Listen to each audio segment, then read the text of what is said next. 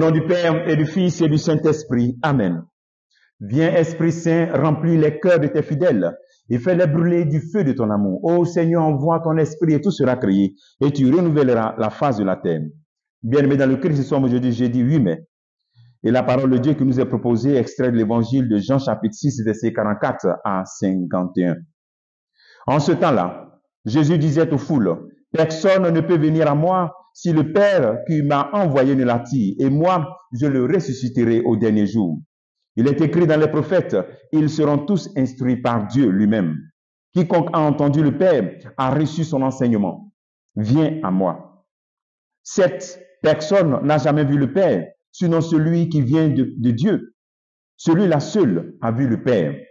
Amen, amen, je vous le dis, il a la vie éternelle, celui qui croit. Moi, je suis le pain de la vie. Au désert, vos pères ont mangé de la manne et ils sont morts. Mais le pain qui descend du ciel est tel que celui qui en mange ne mourra pas. Moi, je suis le pain vivant qui est descendu du ciel. Si quelqu'un mange de ce pain, il vivra éternellement. Le pain que je donnerai, c'est ma chair, donnée pour la vie du monde. Acclamons la parole de Dieu. Louange à toi, Seigneur Jésus.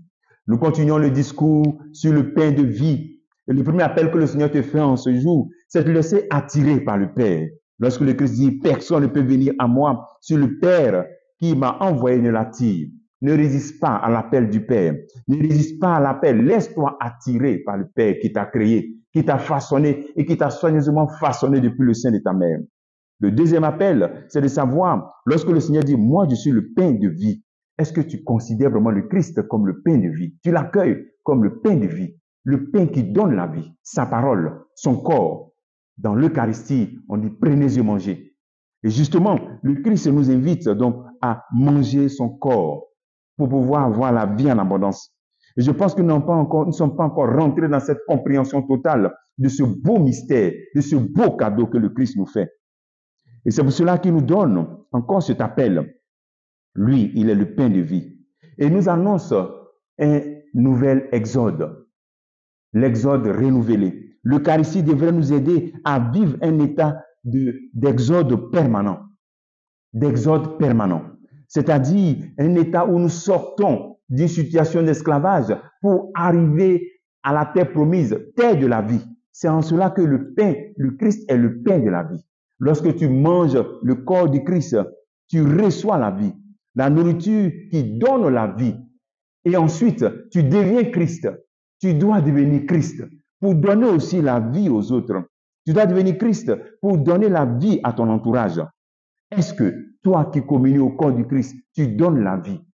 Est-ce que toi qui communies au corps du Christ, tu donnes goût à la vie? Tu donnes envie aux gens de vivre, que la vie est belle, la vie est agréable, quelles que soient les difficultés, les épreuves, la vie est belle. Pourquoi? Parce qu'on est connecté au ressuscité qui est vivant pour les siècles des siècles. Est-ce que tu protèges la vie que Dieu donne? Est-ce que tu es un partisan de ceux qui disent non à l'avortement? Non. L'Eucharistie doit nous donner donc ce goût de la vie, d'accueillir la vie, parce que c'est la nourriture de notre exode permanent. Nous sortons des situations d'esclavage pour arriver chaque fois à la terre promise. Et c'est ainsi que notre vie spirituelle croît. Et nous grandissons. Et le corps de Christ nous fait vivre, nous fait grandir spirituellement.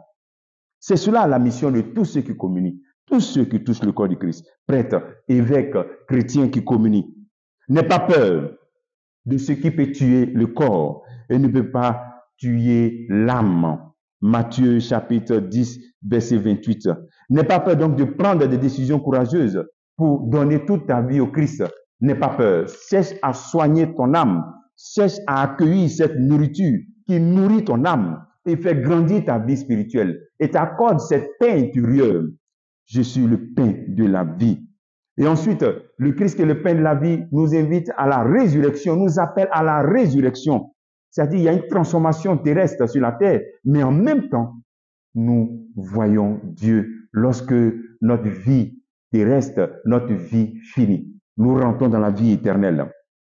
Comme travail que tu peux faire en ce jour, est-ce que tu crois vraiment au pouvoir et la force de l'Eucharistie comme un sacrement qui donne la vie maintenant et qui donne la vie pour l'éternité?